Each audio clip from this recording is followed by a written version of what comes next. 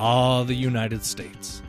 It's the place where everything is number one. Well, except for healthcare and life expectancy and education, annual GDP, and, well, pretty much every other important measurement we can think of. Unfortunately, we're also not number one when it comes to game magazines. Not only did Europe have a greater variety in the 1980s and 90s, but some of these magazines still exist. That's certainly more than I can say about Nintendo Power, GamePro, or Hardcore Gamer magazine.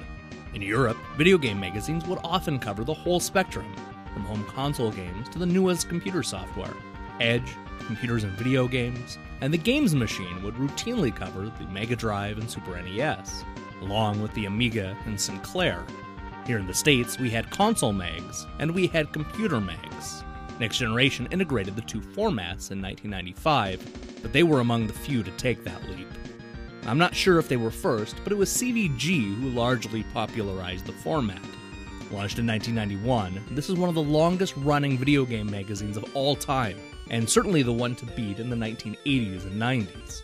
But this episode isn't about CVG. Inspired by what computers and video games was doing at the time, Newsfield Publication created its own magazine, The Games Machine.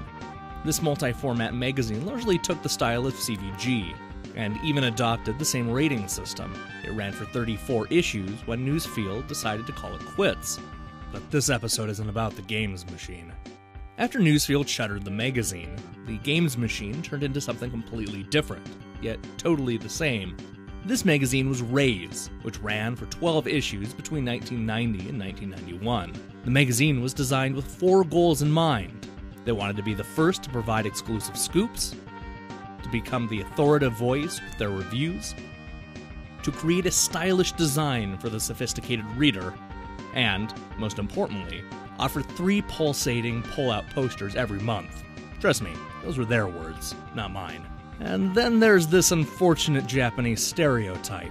Unfortunately, I spent so much time talking about CVG and the Games Machine that I won't have any time to talk about the magazine's finer details. So to wrap this episode up, let's just go ahead and jump to the exciting conclusion. Initially, the idea was to run the magazine for a year and then spin it off into 2 console-specific magazines, Sega Force and Nintendo Force. But those plans were put on hold when Newsfield entered liquidation in 1991. Wait, Sega Force? Oh no, here we go again. Hey, don't leave now! We're going to be talking about different magazines every single day between now and Christmas. That's 29 episodes looking back at classic game magazines. So don't forget to subscribe and check out those other videos. See you tomorrow!